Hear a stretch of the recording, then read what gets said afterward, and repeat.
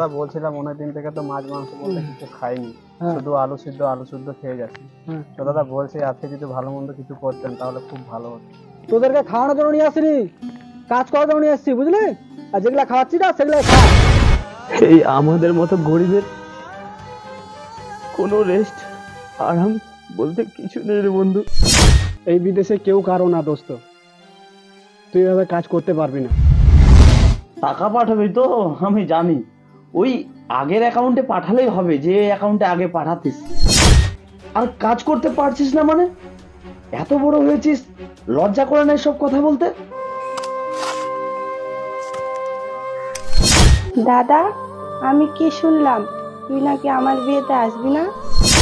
আমি যদি তোর বিয়েতে বাড়ি যাই তাহলে তোর বিয়েতে যে এত টাকা পয়সার খরচ, সেগুলো টাকা কে ম্যানেজ করবে? বিদেশে কি কেউ আর শখে আসে রে? কেউ আসে নিজের স্বপ্ন পূরণ করতে, আর কেউ বা আসে নিজের ঋণ শোধ করতে। আমাদের ছেলেদের জীবনটা কি আজব না? একটা পরিবারকে সুখী করার জন্য পরিবারকে ছেড়ে আসতে হয়। দেরি হবে মানে? দেখ, আমি আর কতদিন তোমার জন্য এভাবে অপেক্ষা করে থাকবো বলো? তুমি চিন্তা করো না, আমি খুব তাড়াতাড়ি আসবো তোমার কাছে। কাজ কর। হ্যাঁ দাদা, কাজ করছি। কাজের সময় তুমি একটা চিটিং বাস ছিলে, তুমি একটা ফ্রড ছিলে। I hate you, I hate you, I hate you. আমি যদি এখন বাড়ি চলে যাই তাহলে আমি আমার বোনের বিয়েটা দিতে পারবো না, আর আমি যদি বাড়ি না যাই তাহলে আমি আমার ভালোবাসাকে হারিয়ে দেবো চিরকালের মতো। তুই কি তোর বোনের বিয়েটা হতে দিবি না? বলা নাই কমা নাই, হট করে চলে আসলি। এমন করে বলছো কেন বাবা?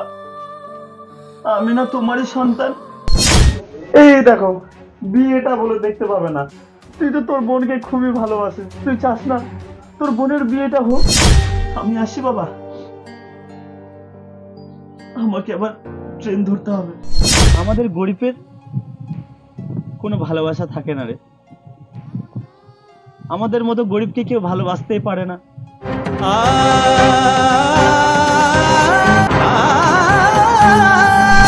এটা তো জাস্ট ট্রেলার ছিল। আমার সম্পূর্ণ ভিডিও দেখতে হলে অবশ্যই চোখ রাখতে হবে দেব সুরজিৎ ইউটিউব চ্যানেলে।